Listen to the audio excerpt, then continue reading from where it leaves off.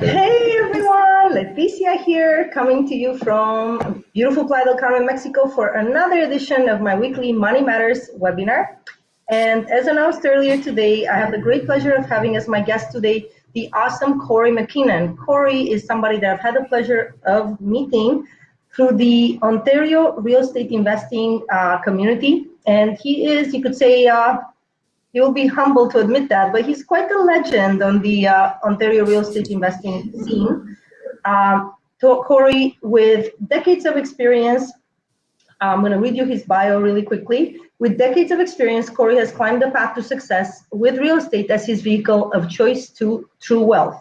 A sought-after speaker, author, and coach to investors looking to succeed at a high level, Kory has made it his mission in life to make an impact on the financial literacy and success of others. Real estate investing, when properly executed, has produced more millionaires than any other wealth strategy. And Kory is now spending a lot of his time on mentoring other investors on how to scale their portfolios, in addition to his very busy real estate investing business. So, Kory, just so you know, I know we're doing this a little bit last minute, and I really, first of all, welcome to the show. It's all good. We've been trying to do this for weeks, right? But we finally found a week that works. I know. No, I really appreciate you making the time, and I know that I know we may not have a lot of live viewers, but we're going to have definitely there are going to be some views after the fact, as I'm going to be sharing this on the various groups and so on. So, but any of you watching live, thank you. If you happen to be watching this on YouTube, I would appreciate your likes and subscribes. Thank you. Okay, so Kory, once again, thank you and welcome to the show. And the last time I was speaking to you, having run into you at a real estate investing event, you were working on a church conversion. And for people who may not know what that is, increasingly church buildings were becoming available in Ontario and were becoming vacant. And smart people like Kory, jumped on the opportunity of converting that into potentially like a condo project. So it's been a while since we've caught up. Would you mind sharing with me, what ended up happening with that project? Sure. So again, it's not just in Ontario, but it's all across Canada and really across the world. Unfortunately, the population of most people that go to church are getting older and they're not going to church anymore. And then you see what's going on in the world. The government's really trying to pull people apart and make sure we don't get together. It is what it is. But so we picked up this property a couple of years ago, and we're just going to be converting it into apartment buildings. Sarnia condos and stuff aren't as expensive or aren't as valuable as downtown Toronto, for example. So we're just going to be turning it into 29 units. 20 of them will fit in the existing church because it's about 12,000 square feet. And then the other 9 we're going to be building as an addition, 3 stories, where we'll get 3 units on each floor. So a really exciting project. I actually had a business partner in the beginning, bought my business partner out. So now I'm doing it solo. And we're excited to get started on it. So right now we're basically having to recost everything because we were ready to go. And then guess what? All this stuff started happening too. So we pushed the pause button a little bit last year and, I'm ready to go on it now. Amazing. So I'm glad you're still moving forward with that project. That's very exciting. Apartment building investing is something that, I myself believe in. I think it's definitely one of the greatest wealth creation opportunities out there, even within the real estate space. So I'm not surprised you're doing that, and that's awesome. And I'd love to be kept in the loop. I'm looking forward to seeing some pictures of the transformation. So this would be, I guess, what you call a redevelopment opportunity, right? Yes. So just to give people a little bit of background for those who may not know you, Kory, even though, again, I know that people in Ontario will have, many of them already know of your journey, but you started off in small town Ontario in a city by the name of Sarnia, close to the US border. And then how did you start your journey and how did you get to where you are? And in addition to the church project that you mentioned, what other projects are you working on, interested in, if I may ask? Sure. So I grew up in Sarnia, Ontario, and born and raised there. Then I ended up moving all over the place for work. So I moved to Toronto for a year. I moved to Kitchener for a year. I was in Boston for half a year, and then I landed in London. So I really liked London. London's a good sized city. It's not too big, not too small, and that's where I bought my first property. So I was actually renting there, and I actually rented from the age I moved out of the house, which was around 21, and I rented right up until I was about 30 years old. So I probably could have bought something in my mid 20s. I was ready to go, and then it just didn't make sense. I actually had a scratch on my credit score because I didn't pay a credit card on time for 2-3 months. And instead of paying the higher interest rate back then, because we're talking about almost like pre-internet. I mean, there was dial-up internet, but you couldn't just like go out there and say, okay, go find a different rate or go find different lenders. Like we were literally using the white pages for different things.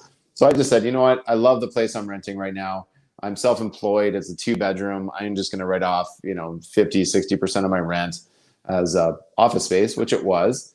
And I was okay with renting for a while. And sometimes renting does make sense for people. When your costs are low and you're renting, and then you figure out, okay, I've got all these expenses to even just close on the property, like land transfer tax, legals, all that sort of stuff. And then you got your regular property tax and utilities and maintenance and upkeep and whatnot.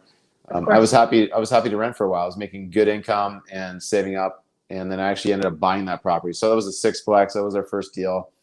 Your first property was a sixplex, Kory? Yeah, I was actually living there. So it was kind of like house hacking, but instead of renting bedrooms, I was renting other units, and I was able to live there for free. Good way to start. Great. And I now, actually had you already... Yeah, I rented there for 4 years. So I knew the building really well. I knew the other tenants really well. I was helping out the landlord. I was kind of like his boots on the ground, bought the property for him, and then just slowly started doing these BRRRR projects, right? There wasn't even a term for it back then, as you know, like it was just you buy, you fix it up, you refinance, you do another one. And, it's great that there's actually a term for it so that people know what you're doing. And for those who may not know, sorry for interrupting, sure. BRRR, also known as BRRRR, is a real estate investing strategy. It's an acronym that stands for buy, renovate, rent, refinance. So, we've had others. And then there's an additional R with a repeat.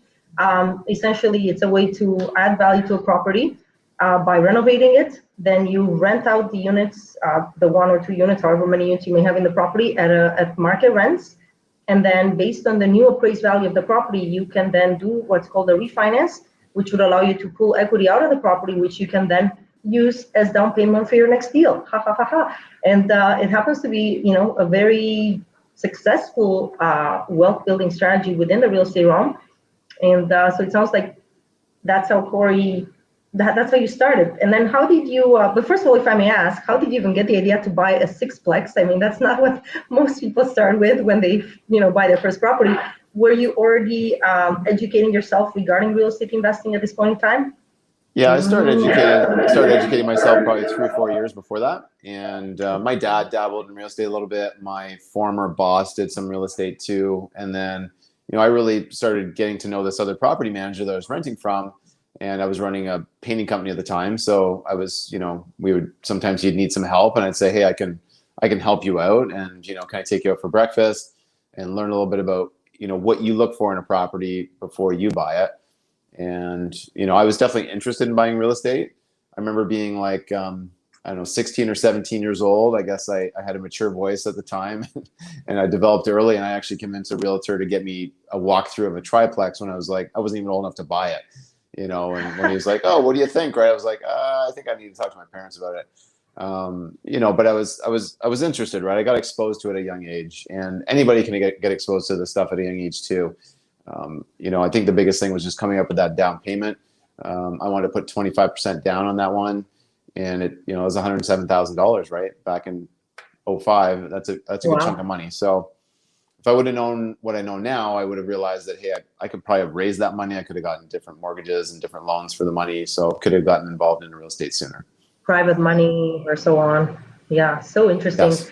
And so thanks for sharing that how you started, Kory. And then you're saying you started doing some of these BRRRR projects. Now, were you did you continue looking for multi-unit properties, or were you primarily now doing more like duplexes, or what kind of properties did you start getting into after that initial deal? Yeah, I'm still only doing smaller multis. So duplexes, triplexes, fourplexes, fiveplexes. And, that just worked really well. I mean, once you're great at something, I always recommend to people that they definitely specialize in what they do. Real estate, there's a lot of shiny objects. There's a lot of different strategies. There's a lot of different markets. There's a lot of different sub-markets you can do. or attack and go into. And I guess I'm a big believer of, get really, really good at what you're trying to do at first, right? So, after I've done a couple dozen of those, then I was like, okay, maybe Couple now thousand. maybe I'll do a flip now, or maybe I'll do some wholesales, or maybe now I'll get into some development, because I had that base foundation, right? I had that really strong base, and frankly, I wanted to learn some of these other strategies too, and they just came to me a lot easier because it's one of those things. It's like when you're first learning how to tie your shoes, you have to think about it. It's not that easy, but once you know the basics and you're really strong at the fundamentals of real estate investing, then you can apply some of the different strategies too. Amazing. Thank you for sharing that. So, as kind of getting back to my other question, coming back to the present time, obviously you shared about this the church project. That's so exciting. I'm so looking Yes. forward to seeing how that develops.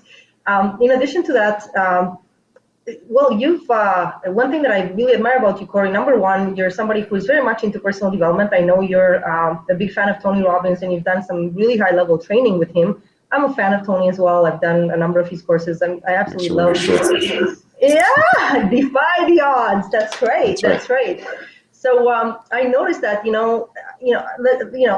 all know what kind of year. I mean, 2020 has been definitely a year full of change, and a lot of people kind of put things on pause, and they didn't even know what to do. Like, it was just like, what do I do now? How do I redefine myself? How do I redefine my business, and so on?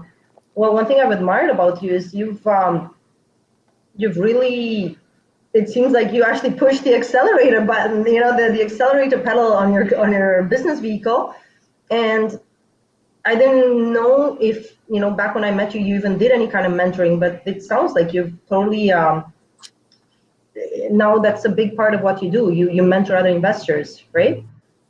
Yeah, like So I basically retired from corporate back in 2013. So as soon as I retired, 8 years ago, I had people reaching out to me just saying, hey, you were able to retire with real estate. Can you teach me how to retire with real estate? So I was kind of mentoring a handful of people. I was a new father as well. Just had a couple kids. Now we have 4. So it's definitely very busy. Just got back from a vacation. Big, That's right. Amazing. Congratulations. That's awesome. Yes. And literally, we just got back from a vacation. It was fantastic. But when you have 4 kids in tow, it's not restful. I mean, we're making memories. We're doing lots of cool things, but everybody's a little bit sleep deprived and looking forward to sleeping in our own beds. But yeah, so I guess during COVID, like, there's just more people reaching out. And I mean, who's kidding who? I got caught up in the whole hysteria for the first maybe 3 weeks, 4 weeks, just hunkering down, homeschooling. What's really going on? Trying to watch the narrative, watch where the money's going and where the messages are coming from. And I was just like, okay, everybody's going to be okay. I'm just going to double down and serve all these people that are reaching out. And that's what we did, because there's just so many people reaching out. I've probably never worked harder in my life than I have in the last 2 years, just to, try to help as many people as possible, try to get the messages out there of what people need to know. There's really never a great time to start anything. Like, people are like, oh, when should I start my Instagram channel? When should I start a YouTube channel? When should I start a podcast? Or when should I start making content? It's just like, just start doing it. In the beginning, people are going to realize that you're real and you're raw, and you don't have to be super polished. I mean, just get started, right? Especially if it's something that that you need to do to be able to serve some of your life purposes, which acquiring these assets is very important. Like, I want to create legacy. I'm sure you want to create legacy too. So many people want to create legacy. And I definitely was not sitting on the couch collecting CERB. I think it's unfortunate what's happening to a lot of businesses. We went up on this vacation. We went to the exact same places we did last year. And probably the saddest thing, Tita, was just the number of businesses that I saw were not open this year versus last year. And businesses, yeah, I mean, businesses that should still be open, like places that bring people together, like movie theaters and restaurants and bowling alleys and things like that, right? That Well, I have, I don't know how much you know, but I have very strong opinions about what's been happening in the world, and I feel like more people need to build a backbone, and stand up for themselves. Because if we do not stand up for ourselves, how can we expect, like, if you do not stand up for yourself, for your own livelihood, for your own children's future, who do you think is going to stand up for you? I mean, sure, there are some brave Canadians and people around the world that are standing up more so for their fellow human beings. However, like, my dear, you need to know your own interests, at the end of the day. So obviously, you're a prime example of, not letting yourself and your business be defeated, be stopped. In fact, as you said, doubling down, seeing how can I make more of a difference for the people around me during these uncertain times. And you know, Kory, I do have come to believe if people come out to you, if people reach out to you for support, it's because they know you can help them. They wouldn't be reaching out to you. You know, they may reach out to somebody else, but if they're reaching out to you, it's because you have what it takes to help them. And I admire you for riding that opportunity wave, and essentially what it's come down to, it's like you've built a fast growing real estate coaching business. At this point, you're mentoring, supporting other. Now, are you only working with people who are already in the game of real estate investing, people who are experienced real estate investors, or do you also support people that are wanting to get started, if I may ask? Yeah, that's a great question. You know, and we really wanted to try to build something that we could try to serve pretty much everybody. So in the beginning, when it was just me as the coach, like I was like, okay, I typically only work with people that have done some real estate before, because it's not the best use of their time to hire me, work with me for 12 months to teach them like, okay, this is how we close on our first deal. Oh yeah, you got to get yourself a lawyer, you got to get yourself a realtor, you got to do this and do Fair that. enough. Yeah. We do work with beginners now. We want to make sure that people just are super ambitious. They're just ready to work through whatever challenges might be out there. And I've got some coaches on my team. I've actually got 4 coaches now that can also coach other people, because there's only so many people I can work with. I like to do one-on-one. Yeah. You know, we do group component as well, but that's just additional. Like that's just extra learning that people can do, just like this, right? People can watch this in a group format as well, or one-to-many. Yeah.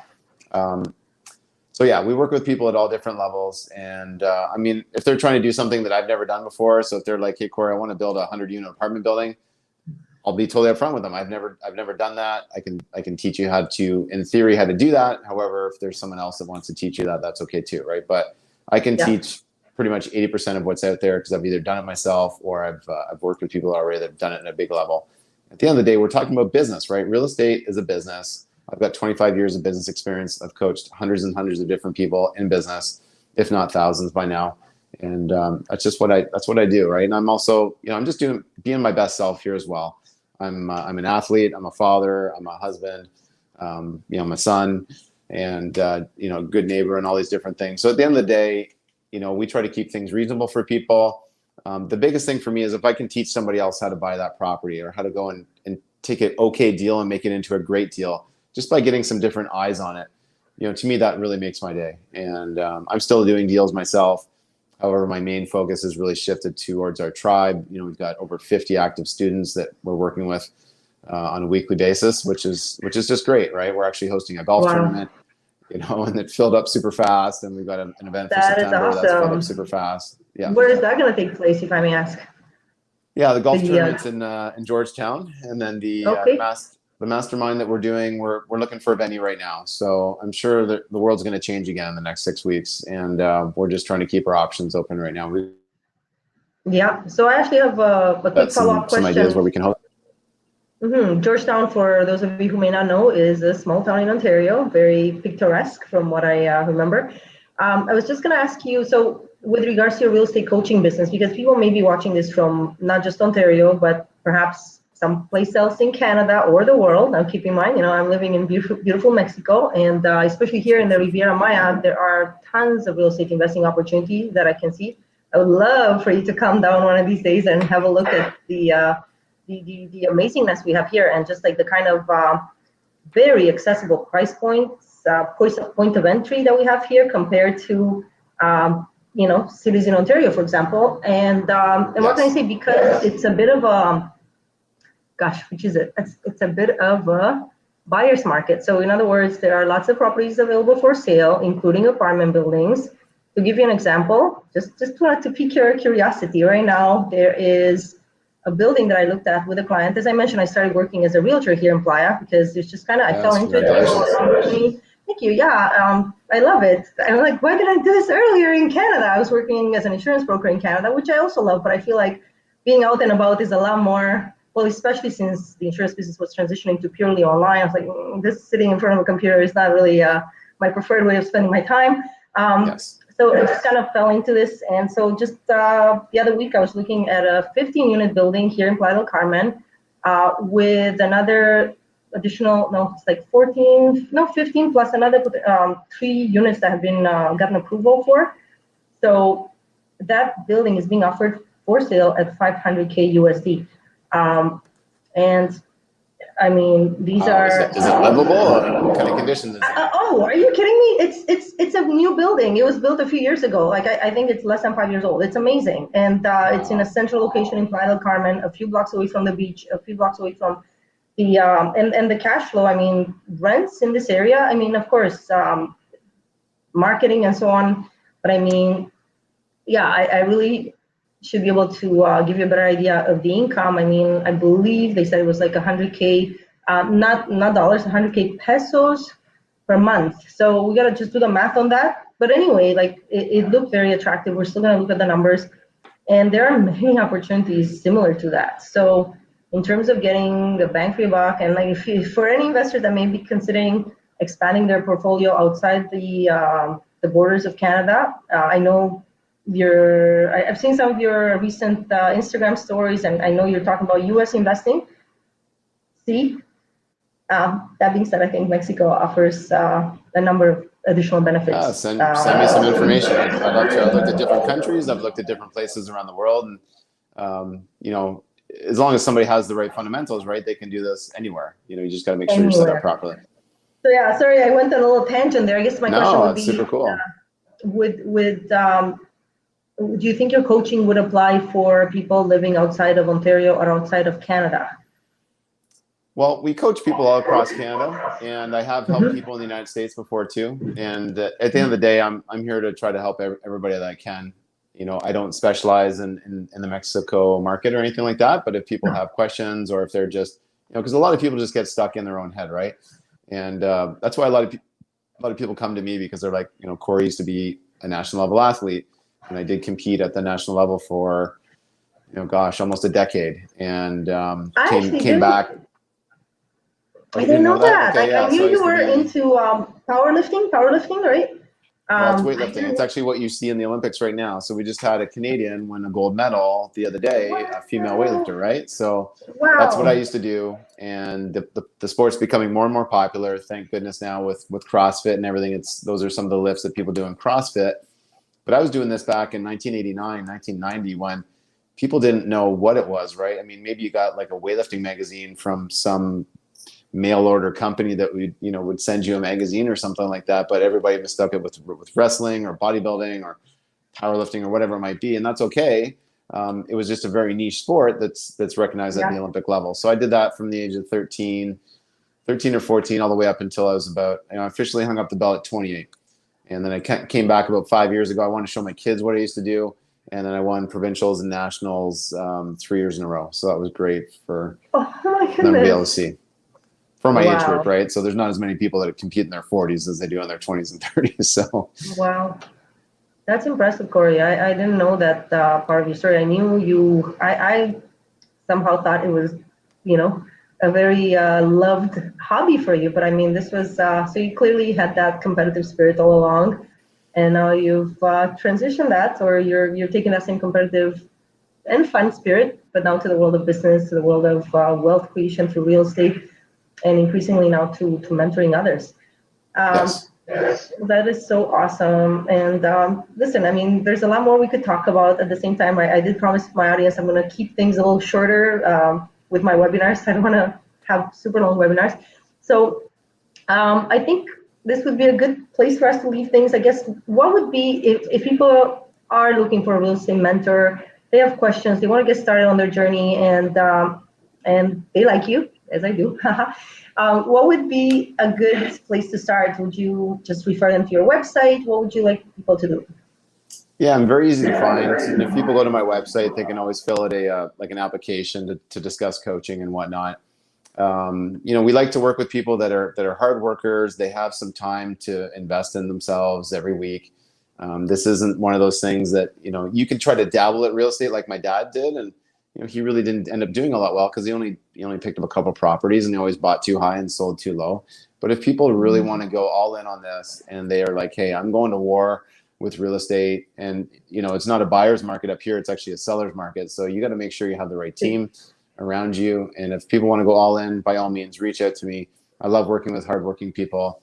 And by all means, if there's anything I can do for you, maybe we should get you on my every Thursday for my students. We do like a inner circle call, and we bring on guest speakers. I'd love to have you speak about just opportunities in Mexico and stuff. So make up your PowerPoint, and we'll get you on. Okay, that's such a gracious offer, Kory. I will take you up on that. Thank you. Okay, amazing. Just let me know how far advanced. Yeah, we'll connect on that. I appreciate that. That sounds amazing, and I definitely think there are some beautiful co-creation opportunities here. So KoryMackinnon.com. For those of you who may have not already known who Kory was, and if you happen to find out about Kory on today's show, please mention that you found out about him through Letitia's Money Matters webinar. Okay.